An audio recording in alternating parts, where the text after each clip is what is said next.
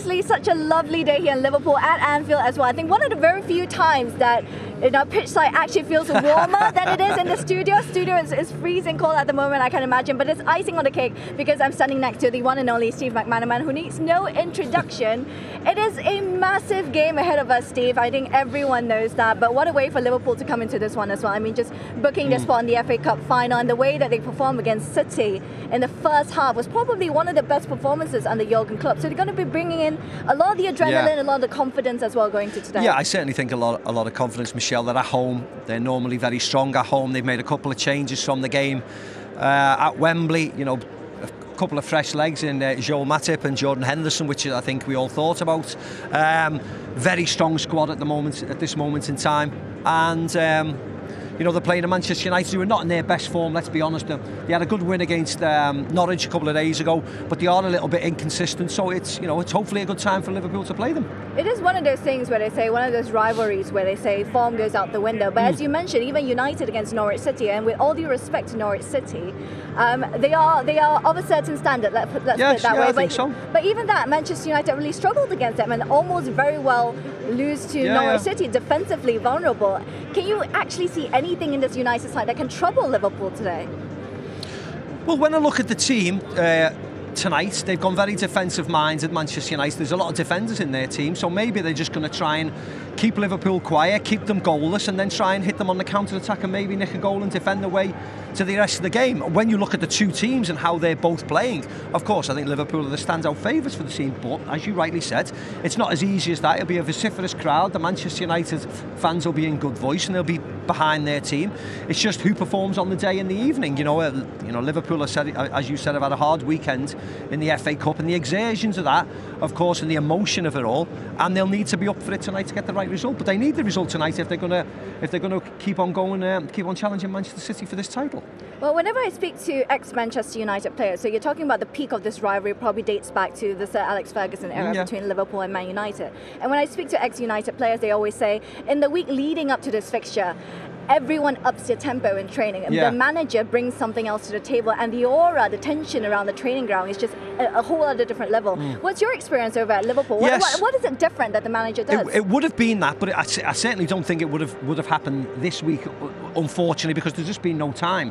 You can imagine Liverpool played on Saturday, Manchester United played as well at the weekend. It'll be a case of, you know, the next day they wouldn't have done much. They'd have stretched off, they'd have had a little bit of a warm down, and then they'll be preparing for today. But the fact that it's Tuesday, there'd be very little time spent on the training ground. But I think every player involved with Liverpool, every player involved with Manchester United knows how big this game is, knows how much it means to the fans, knows the rivalry, knows the history of both these great clubs. So that's all it would take. That's all it would take for you. You know you have to win tonight if you want to get something out of the league season. Well, can we address the elephant in the room then? I mean, League Cup, done and dusted for Liverpool. Premier League just so close to Manchester City. Champions League, they've got a favourable fixture as well against Villarreal, and then of course you have the FA Cup final against Chelsea, which is a winnable game, 50-50, let's put it that way. I think so, yeah. So can we say that what are the chances of Liverpool winning the quadruple this season? I honestly still think they're very difficult to win the quadruple, because Manchester City are the favourites for the Premier League. You know, Liverpool have got harder games on paper. This is a hard game. Of course, they've got Everton at the weekend in between the Champions League games. They've got Tottenham to come here, which is always difficult. Newcastle away, who are playing really well. So if Manchester City win every one of their games, Premier League games, which they're more than capable of because we've seen them do it, they'll win the league. So I think it's going to be very difficult for Liverpool. As you said, if they play City in the Champions League final and Chelsea in the FA Cup final, a lot has to go your way to be able to win every single tournament. So it's going to be very difficult, but the fact that we're sitting here in the end of April, standing here at the end of April, talking about the quadruple, I think shows what Jurgen Klopp and the boys have done this year is absolutely phenomenal. I think it's a great time as well for Sadio Mane to come back into form. I thought around autumn, winter, his form dipped just a little bit, but at the moment he seems to be playing with a lot of freedom, really, not just his goal, but the kind of runs that he's making. Do you think that the inclusion of Luis Diaz played a role in that? I think the inclusion of everybody plays a role. I think if you study Liverpool and you study the centre forwards over the last couple of years, there's times when one centre forward goes quiet and the other two start scoring the goals, and likewise this year when Mo had a blistering start to the campaign and now Sadio's picked up the slack. Firmino scored in midweek against Benfica, and of course the inclusion of Diogo Jota last year and of course Luis Diaz this year I think has been exceptional. The fact that they can go to 6 now, or 5 or 6, and that's not even including people like Minamino and Divock Origi. I think when you've got that strength and depth within that centre forward area, it's exceptional, because you know that they're not going to be playing great every single game, but if one's struggling, one comes out and someone else fresh goes in and hopefully has an impact, and they have been doing that recently. Are you surprised that Luis Diaz has taken the Premier League by storm? I mean, it just looks like he just hit the ground running, really, like he's made for the Premier League. Yeah, I think he's surprised us, just the fact that, of course, he doesn't know the English language yet, so it must be hard to interact with a lot of your players. I mean, I know the Spanish-speaking lads or even the Brazilian-speaking lads who speak Spanish can converse with him, but still, he has to come to a new country, a new lifestyle, he has to adapt. I don't know whether he's married with children, but they all have to come over and join in as well.